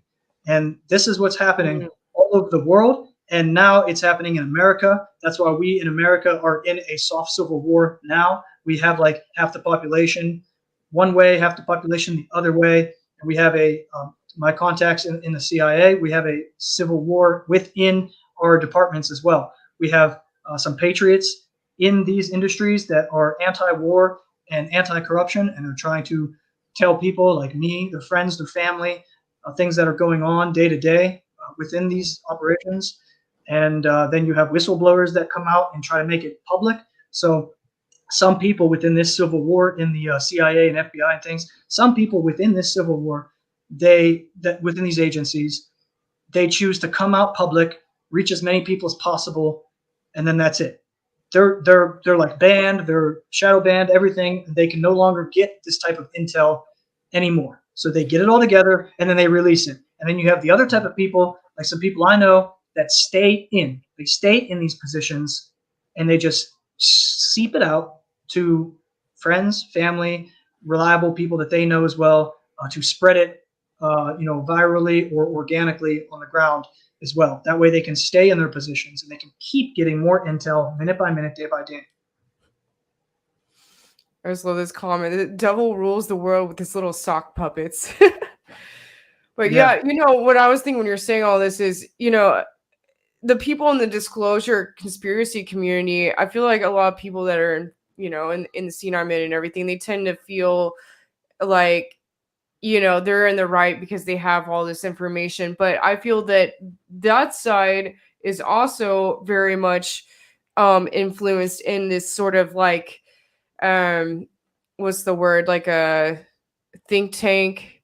What's the word? Like a, where yeah, it's it's like everyone, a group think. Like they're in yeah, a group exactly, think as much as exactly, the people that are watching MSM are. And for sure, for I sure. feel like a lot of, people don't realize this, that are, it's like you're still not, a lot of people, in the, maybe I feel like, conspiracy people tend to be people that are on the right. And I feel that everyone on that side, it's like they tend to think that they're awake, but at the same time, they're very much in a group think with all the information that they're being fed by Sure. all the news outlets that they're watching that aren't mainstream media.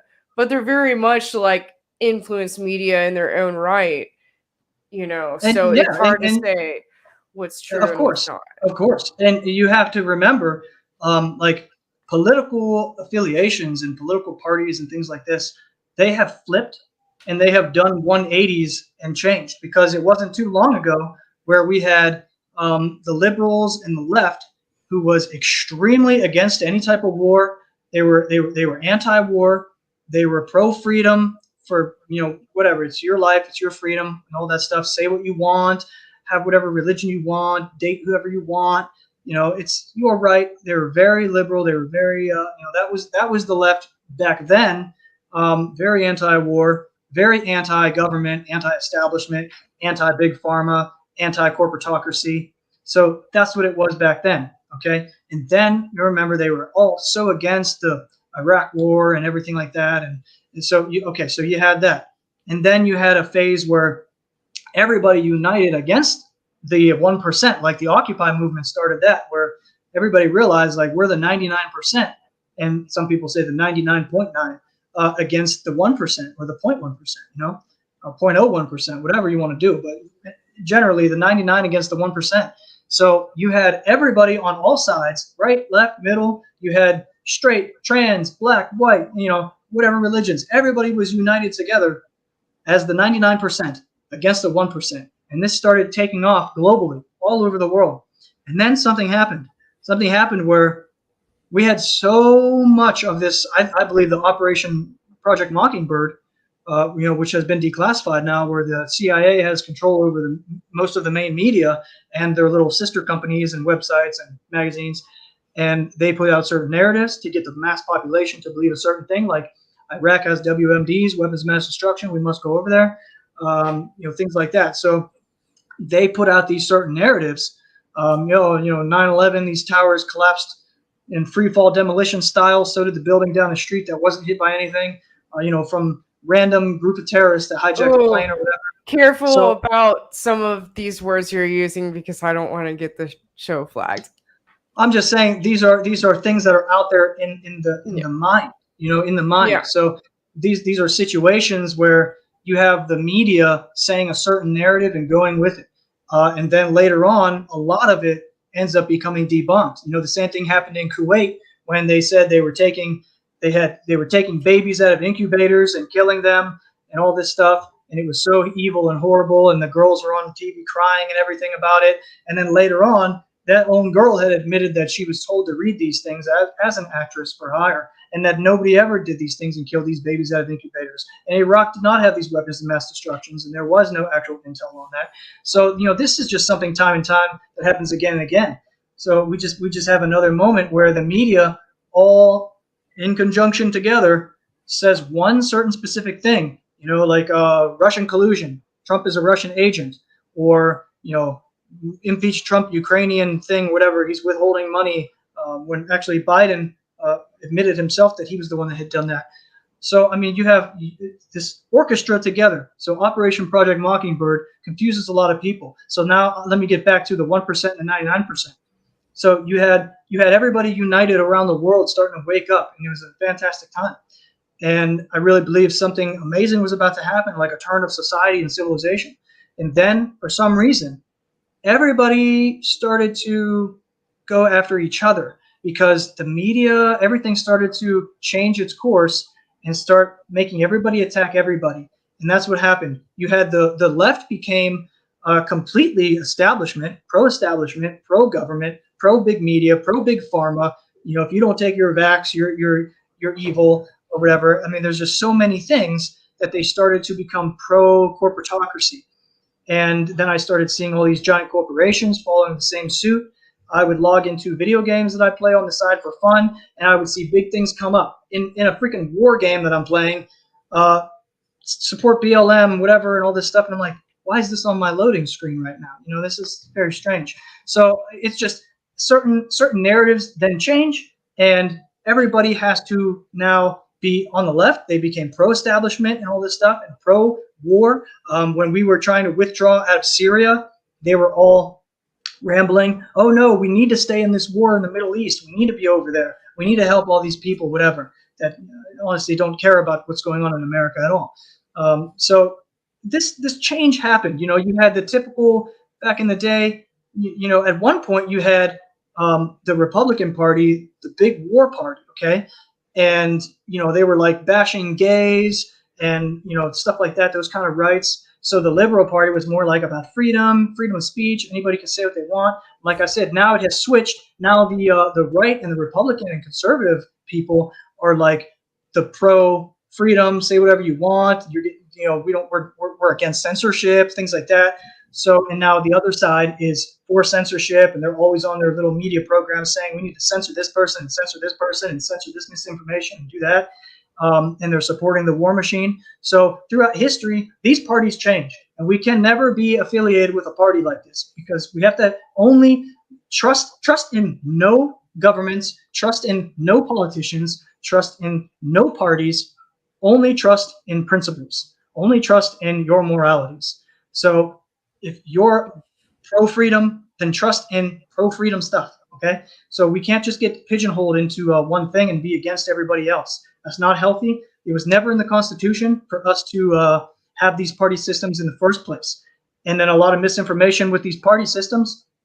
You have Abraham Lincoln, a Republican that freed the slaves, okay? And the Democratic Party was fighting to keep the slaves. And as soon as this happened, the Democratic Party created an armed militia called the KKK. So the KKK's job was to go out and kill all of the black freed slaves who were now newly Republicans. And what did the Republican Party then create to help the new slaves? They created the NRA, okay, the National Rifle Association. So this was originally created to teach the newly freed slaves how to arm themselves, defend themselves, and protect themselves against the Democrats' new KKK militia. So throughout history, these parties have gone back and forth, you know, throughout as the generations change. Mm. Yeah, you know, and like X2's comment, X1's comment up here, let me pull it back. He was saying liberals in the 90s were a total 180 from today. I mean, I could admit if this was back then, I'd probably be a Democrat. I agree 100%. Absolutely. Exactly what I was talking about. I was doing a live stream at the Freedom Convoy, at the beginning of the Freedom Convoy, the See Off in Barstow, a few days ago, and someone was calling me on my show saying like, oh, I didn't belong there. I'm a liberal. I'm like, I don't know why you're saying this. Have you been following my stuff? And I was with my agent who is conservative or not necessarily conservative, but pro-freedom. And, you know, we were discussing this and he was saying like, yeah, well, technically in a way you are a liberal, just not in a liberal the way it's considered now, exactly. You know, the older liberals are different than the liberals now, which are more on the side of the oligarchy, totalitarian, fascist, authoritarian type of corporatocracy. So, you know, the older liberals, I would consider I would consider people like Alex Jones and stuff like that actual classic liberals, because they just believe in freedom and liberty. Liberal comes from liberty. So this is like the freedom with little government interference in your work, your job, your life, little in your military. I mean, we need to take it back to where we just defend our nation. And if somebody wants to shoot a missile and land it in our nation, or dock up on our beaches like they're storming Normandy or something, then okay, we will react and we will suppress them, because we have amazing technology and we have that 1776 spirit. So, we'll be fine. We don't need to have these places in all these other nations. But yes, they have done a total 180. And these color revolutions that are happening now within America, they divide that 99% against itself. So we no longer are focusing on attacking these authoritarians and these fascist corporatocracies and all the people that they control and all that stuff. We're no longer attacking them. We're now attacking each other nonstop, race baiting and race hating, and straight versus gays and trans and blacks versus whites and all this stuff. So it's all out there to manipulate our thought process. It takes the vision off of them and puts it on ourselves. Yeah, sorry, just replying to some comments here. A lot of people are commenting saying, "Where's the Siren podcast?" They want to hear more, so maybe you should make a podcast. I don't have time. You don't have time for that. Okay. Unfortunately, I'm focused on music production and writing. Yeah. Well, okay. So should we wrap this up here? I'm getting a little. I'm good. I got everything. But... I got everything out I needed to get. It was a lot of information, but if someone wants to go back and listen to it again to kind of take it all in, then I recommend you do that. But I'm not here to tell lies. Definitely. I'm not here to tell anything. I'm just telling it as it is, what's happening, factual, and then it's fun to also talk about the other possible correlations and evidence that links other things together. So we can maybe see a bigger picture, but we're just not quite sure. And like I said, do not. I would tell people, do not put yourself in these boxes. Do not call yourselves conservatives or liberals or Democrats or Republicans. Like I said, do not trust in any of these types of things. Trust only in your own principles and your own morality. You are you. You are an individual, and you have your own thought processes, and you can be for some things that this party's for, some things that that party's for, some things that this religion's for, some things that that religion's for. There's things from Islam that I actually like. And there's things from Christianity that I actually like. There's things from Buddhism that I actually like. So, we don't have to be put and pigeonholed into these things, because that's called identity politics. And that's tribalism, where we're all against each other, and it's our team against your team. And we need to get away from that. We are all individuals in a collective whole. Definitely agreed, 100%. And, everyone's asking where they can find you. I'm going to go ahead and pull up your website here. Sure. Definitely recommend checking this out, because, oh, look, there's me on stage with you right there. But actually, your guitar is in the background on the wall here. Oh, yeah, I missed that. When can I get that back? Oh, sorry, I lost the page here. Whatever. Okay, that's the answer. No, whenever. Oh, I thought you were like, whatever. No, it's safe. But yeah, so you got a lot of things going on here. I mean, there's, all your awards and all that there. And then the world you got your music, wildlife rescue. Okay, here. Oh, okay. So this section is really cool. If you want to go check out his site, this section here, there he's got world monitors for like everything. What do you have here? Human trafficking, hazmat monitors, space weather, UFO sightings. Yeah. Yeah, radiation monitors, feeds from the International Space Station. There's a lot.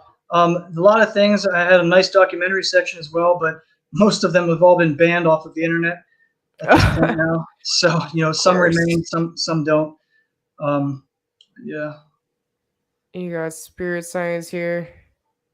Yeah, so it's definitely a good resource just going to his website and checking it out. But, if you want to see all of his stuff, you can go here to check that out. So yeah, new 432 hertz music coming soon. So albums are pretty much all done. Hell yeah. And please, if you want to support my show tonight, I know I shared this at the beginning of the show, but again, check out my art at shamanspears.com, uniquely handcrafted energy channeling devices, which I invented myself. I'll do next day shipping on all orders, and they're all autographed by yours truly, painted with crop circles that have been found around the world, and filled with magnets, sand, and naturally magnetic hematite sand. So definitely check those out. I got some I Believe in Humans t-shirts to promote the show. It has my show logo on the back. There's a few of those left. So definitely check those out. And lots of other Organite creations. All up on shamanspheres.com. Now, I have one more thing to say before I go. I came to the decision today after seeing the intense amount of war that actually is going on. After seeing this in real time, nonstop, uh, I'm very worried for my family and woman.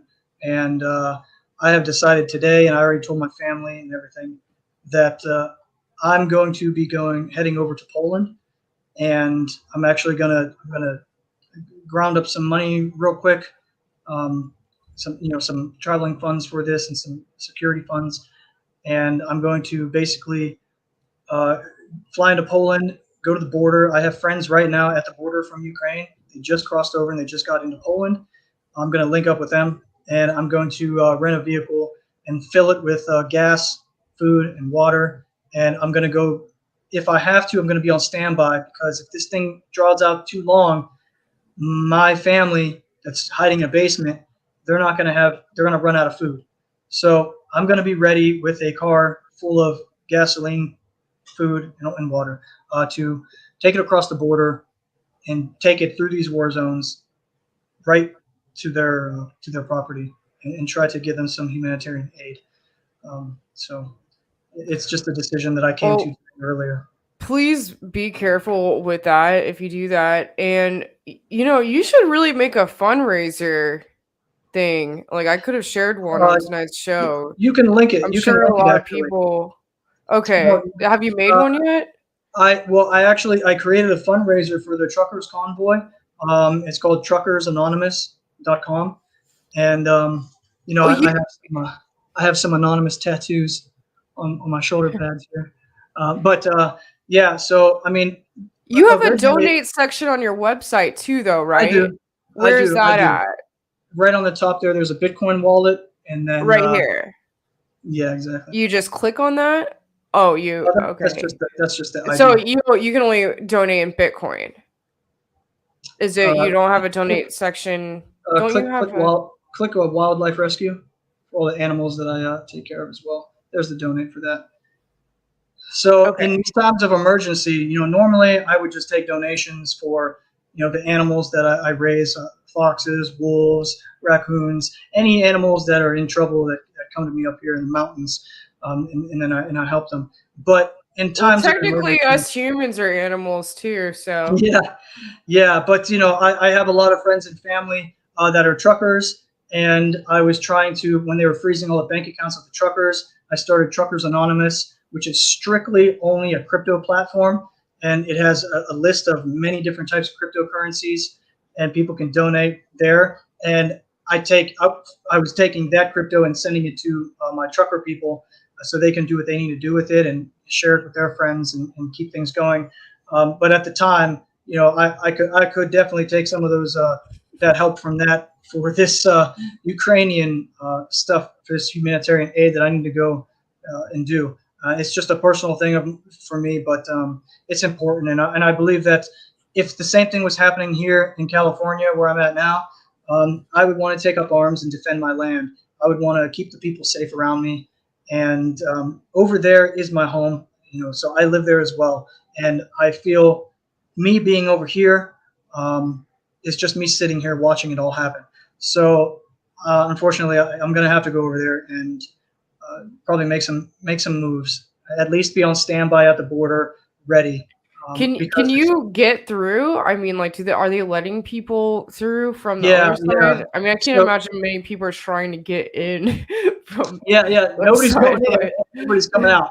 yeah. But I mean, so the border is open, and you know, I could, and there is these programs where if you want to join their forces, you can volunteer. For other foreign nationals can volunteer to help Ukraine right now. And like I said, they're out there, handing out guns and stuff. Now, I'm not trying to be on a front line like that. You know what I mean? I have a specific mission that I'm personally trying to do. I'm just trying to get my family out of there safe. Now, some You of them know, are military, so they can't leave. But if I can help, my girl and her grandmother and brother or something, then I will. Only if it gets to that point where they run out of food and supplies, then I will venture in there. you should make like an aid for Ukraine, like, on one of these, what, I forget what the different sites are, They're and getting shut down. They're getting yeah, shut down. they're There's been, all getting shit on yeah, there's already been like a GoFundMe and another one that had raised like a few $100,000 and they got shut down. for So Ukraine. yeah, yeah. Wow. So that's why, like, I have a ton of different types of crypto wallets listed on Truckers Anonymous, because we What can is that, utilize. a website? Yeah, truckersanonymous.com. Okay, here, let me pull it up real quick. And Anonymous just came out also announcing that they are doing cyber attacks fully on Russia as well for this. Now, like I said, anything that can help humanity, I'm for. So I'm for freedoms, and that's why I do what I can to try to help these truckers, and I do what I can now to try to help my Ukrainian people and protect our land and things over there. So I mean, it is what it is, but there's all the crypto donations there, and like I said, I still send that to my trucker guys, but I will send some of it now to this Ukrainian stuff. So yeah, again, everyone, that's truckersanonymous.com. Make sure you go check that out. All right. Well, thanks for joining tonight, Casey. This has been an awesome show, and I think everyone really enjoyed it a lot. So I guess until next time on Apollo's Odyssey, over and out. Thank you.